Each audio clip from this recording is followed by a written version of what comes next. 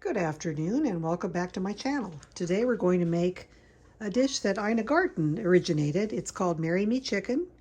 Of course, I'm going to alter her recipe a little bit. I actually looked for her original recipe and I couldn't find it. We are going to use chicken thighs. You could use chicken breast or thigh. We're going to salt and pepper and bread the chicken. We're going to fry it lightly on both sides with some extra virgin olive oil. Then we'll remove it from the pan and we'll make our sauce. We're going to use chopped onion and garlic, crushed red pepper, basil, and oregano.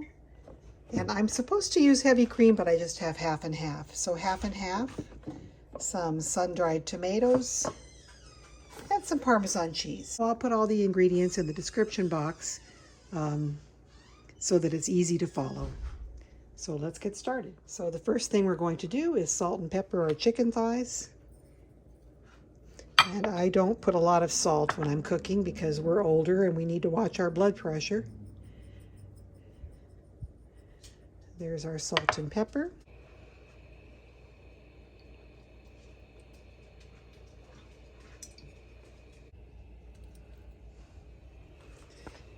And we've got some olive oil in here. We're going to add a little butter because, you know, butter makes everything better.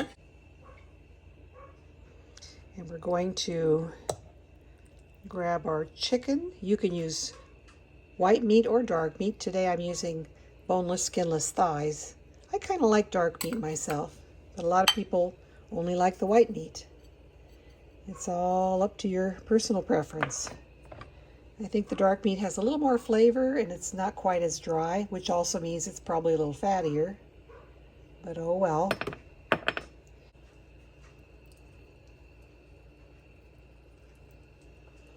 So we're going to try and get a nice layer of flour on here. Now, if you want to make this gluten-free, you can certainly fry the chicken without any flour. So there is one piece for the frying pan. We've got our olive oil and butter here.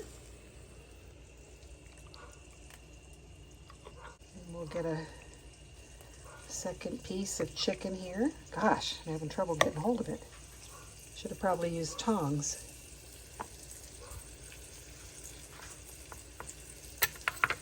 A little salt and pepper on the other side.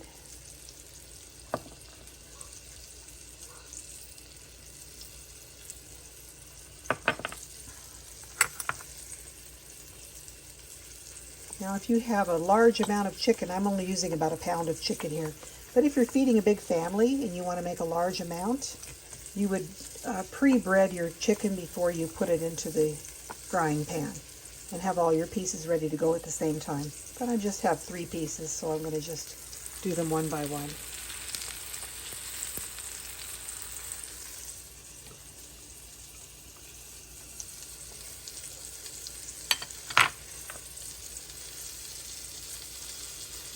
Pepper, a little salt. You can use seasoned salt if you like that.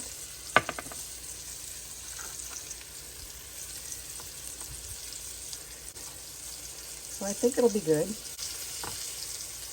Okay, so there's our third piece.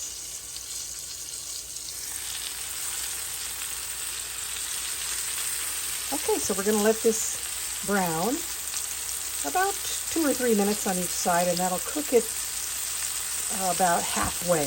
It won't be totally cooked when we're through browning it, but it'll be about half cooked. Okay, they've been cooking for a couple of minutes. On to the other side. Oh, they've got a nice crisp brownness to that side.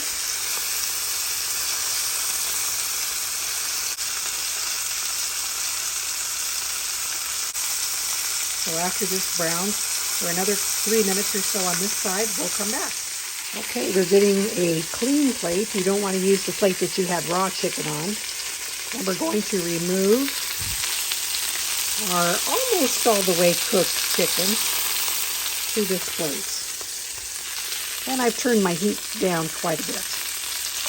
We just need a minute here while we remove this chicken to another plate.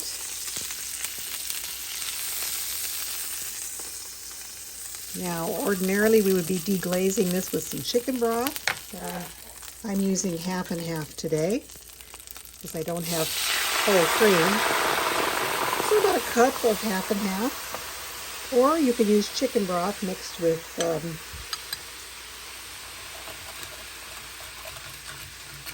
with your heavy cream.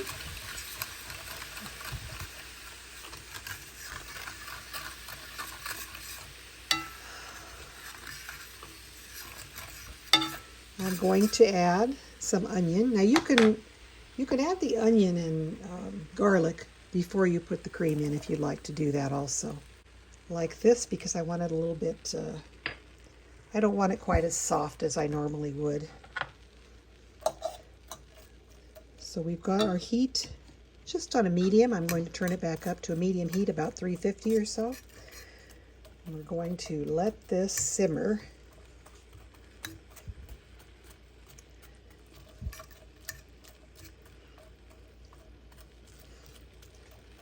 And let the onions soften a little bit.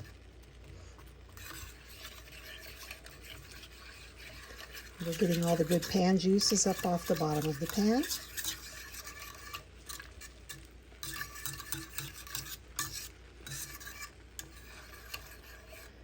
Yeah, this is not a non-stick pan, so I can use my metal utensils with this pan. It's an anodized aluminum pan. But if you have a non-stick pan, of course, you want to use a wooden spoon or some sort of a plastic utensil. Okay, so it's just going to take these onions about, I don't know, 5 minutes or so to sort of soften a little bit. All right, well, we've cooked these onions for about 2 minutes or so. There's a little garlic in there as well. Now we're going to add our sun-dried tomatoes. Now mine is a sun-dried tomato paste. As you can see here, it's a paste in olive oil, but if you have, whole sun-dried tomatoes, you can use those too. This, because it's a paste, is going to add a beautiful red color to the sauce.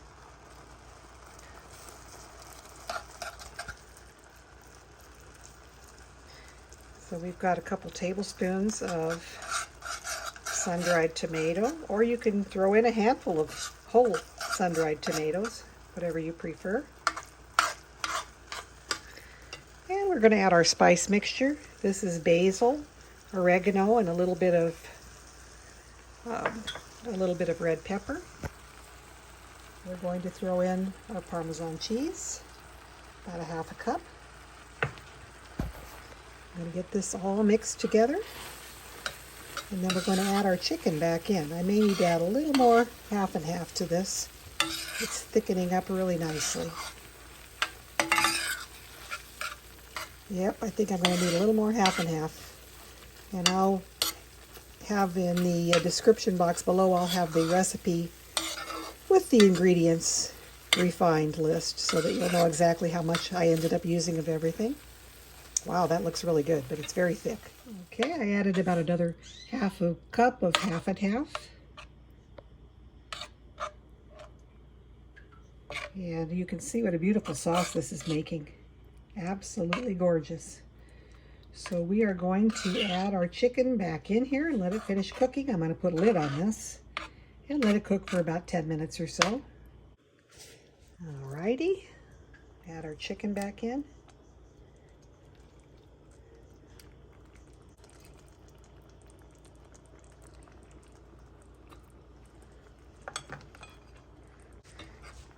Okay, so I'm going to flip these over, put the lid on this, and cook this for about another 10 minutes. And we'll be back when it's ready to serve.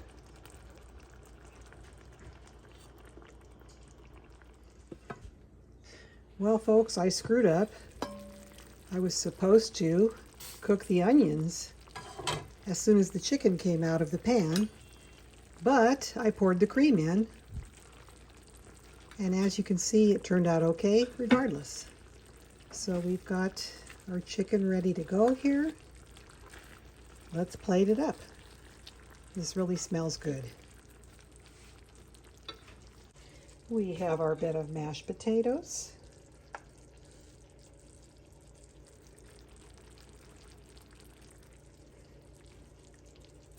And like I mentioned earlier, there are quite a few chicken dishes that start this way, either chicken marsala, chicken stroganoff. You just saute your chicken and then make a sauce. Whatever you feel like eating that day. Wow, this looks really good. So this is going over our chicken.